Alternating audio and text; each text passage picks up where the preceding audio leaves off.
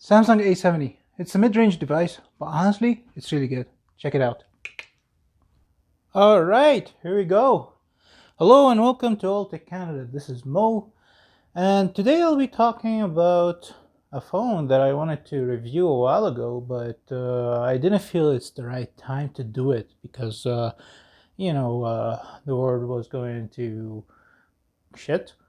Uh, because of the COVID thing and everything, everybody's getting screwed over. So I felt it's bad to make a video about phones and gadgets when a lot of people were getting screwed over with the COVID and everything. But now, after about 5 months since my last video, I think it's the right time to go with another video. And so today I'm gonna be talking about the A70.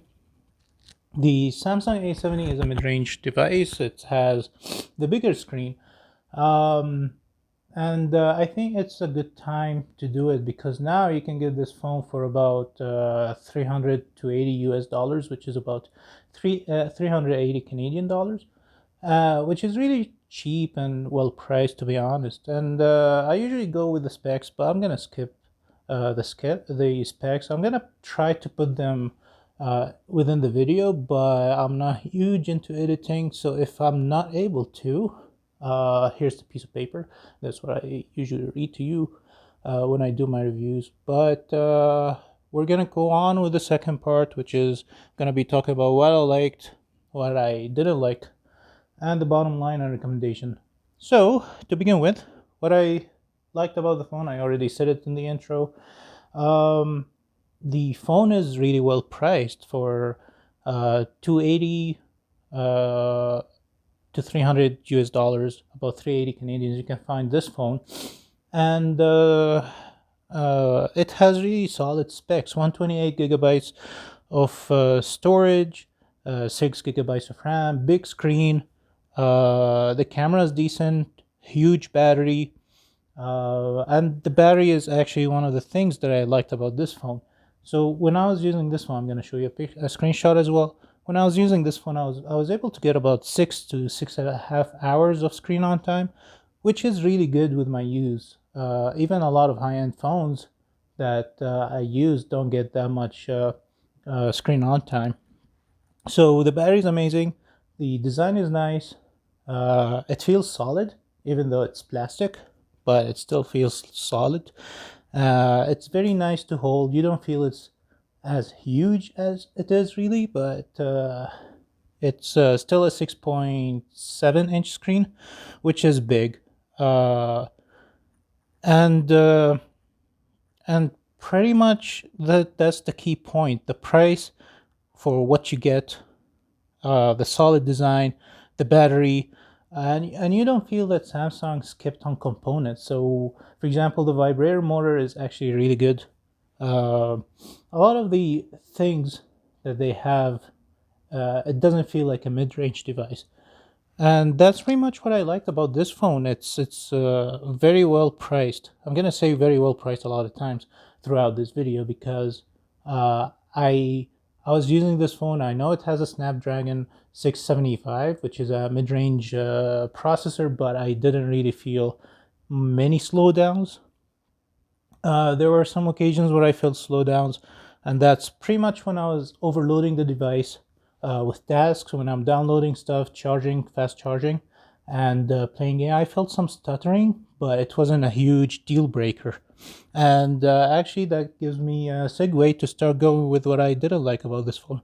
So, first of all, as I said, the processor sometimes shows its limitations, and as I said, also, especially when you're charging, uh, downloading things in the background, and so on.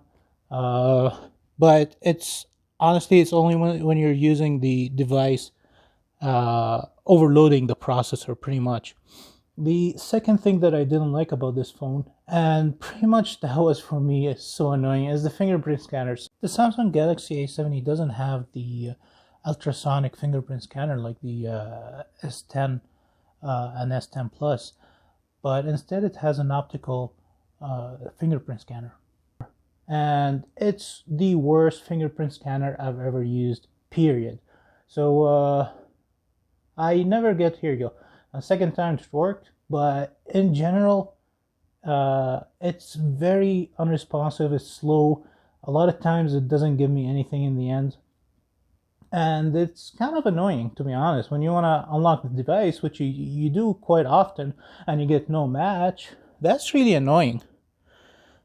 But you can switch to a pattern or anything else, really. If it's still not a, it's, for me it was annoying, but it's not something that would completely uh, make you not buy the phone. Um, Another thing that I didn't like about this phone is the brightness sensor, which is somewhere here on top. It's not the most accurate one. Honestly, when I was using the phone, a lot of times the phone decides to reduce the brightness or increase the brightness at random. And I think it's the sensor's location, or maybe the sensor is not of the high quality type of sensors, but it was jumping up and down all over the place at random in many occasions. So a lot of times I'm in a dark room, and all of a sudden the phone decides to boost up the brightness, which was really annoying when you're using the phone. Uh, and the other thing that I didn't like about this one, it has a mono speaker only. So yes, it has a headphone jack, which is awesome, but it has a mono speaker, which is, when you're viewing videos, especially this phone, you can view. It's made for, kind of made for content since it has a really big screen, but then that is offset with the mono speaker at the bottom. And yes, it has a headphone jack, which is awesome. I don't know about these manufacturers taking off the headphone jack. That's the dumbest thing ever, to take out the headphone jack. Sound quality is never as good with wireless crap compared to headphone jack. That's a fact. And yeah, but beside that, I digress. The phone has a mono speaker, uh, it's not a bad speaker. It's just that it's when you're used to dual speakers coming back from the Pixel 3 XL and these type of devices, and then you use a mono speaker, you kind of feel the difference. And other than that, all the other things are really excellent with the phone. So the camera is there. It has a triple camera, one wide, one ultra wide, and one depth sensor. So when they say depth sensor, that's kind of like saying it's just a camera for show, because you won't really notice any use of it at all. It's completely useless to have any of these macros, depth sensor, whatever crap they give you. It's just a sensor there to tell you it has triple camera setup. But in reality, it's just the wide angle and the regular uh, ultra wide, and that's all you can actually use pretty much. The depth sensor is pretty much for that bokeh, which not a lot of people really use, to be honest. But the pictures are good. It's serviceable. It's not as good as the Pixel 3 XL or the Samsung S10 Plus, which, to be honest, was a bit disappointing to me, because I thought it was going to have the same sensor as the S10 Plus, but it didn't. And here's the thing: when I review a phone, I usually don't look at the specs before. I just check the phone, and then I conclude, and then afterwards I look at the specs. So also the screen, I noticed sometimes when it's close to my face, I can see some pixels, and that's because it's a 1080p plus display. But all of these are kind of sacrifices to keep the price low, which is really good. So in general, I was honestly happy using this phone. Uh, I didn't feel, it feels good in the hand, and I didn't feel that the processor was slowing the phone down, except in very few minor occasions. And I've been using this phone for maybe 5 months now. Honestly, I wanted to do this review back in April, but unfortunately, because of the situation, I did not. But I've been using the phone, no issues at all. Didn't feel the processor slowdowns, except in some situations. I've even done some gamings on this phone, I've done some gaming. I played Call of Duty. I'm gonna show videos, and yes, I'm a terrible shoot, uh, and that's why I don't usually play much Call of Duty.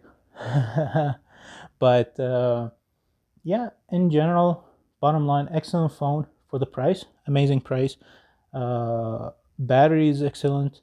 Uh, and yeah, would I recommend buying this phone? Absolutely, yeah. And especially now there's the A71, which hopefully I'll get my hands on and give it a shot to see whether I would also recommend it. But for this one, the A70, excellent phone, totally recommend it. And actually, this would be a perfect phone for those who don't go into much stressing out the processor.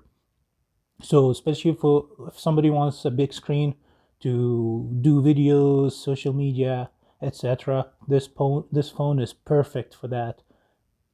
So would I recommend this phone? Yes, and I really hope manufacturers keep going hard with the mid-range devices as they are doing right now.